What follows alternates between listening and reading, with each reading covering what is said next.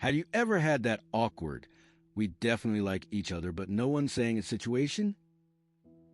I worked at this tiny dying bookstore a few years ago, the kind that smelled like old paper and mild despair.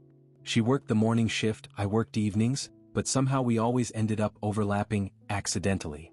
We'd restock shelves together, argue about whether the Catcher in the Rye was overrated, it is, and spend entire slow afternoons talking about movies, music, and how both of us had no idea what we were doing with our lives.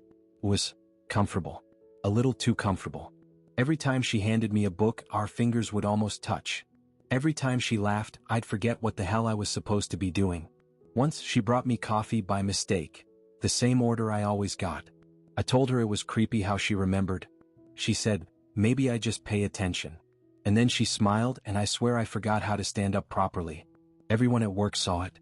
Even the manager, a guy who hated feelings, once looked at us and said, just date already so the sexual tension stops killing my Wi-Fi. We laughed, of course, and then did absolutely nothing. Weeks passed. She'd brush my arm when walking by, I'd find excuses to help her with inventory, and we lived in this constant state of almost, like two people permanently one sentence away from changing everything. Then she quit. Just like that. Said she found a better job, one that didn't pay her in nostalgia and free bookmarks. On her last day she hugged me goodbye. It was one of those long hugs that makes your brain go blank. I opened my mouth to finally say something, anything, and she just looked up at me and said, don't forget to alphabetize the self-help section. And walked out. I never saw her again.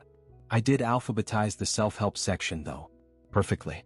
Still haven't figured out how to help myself.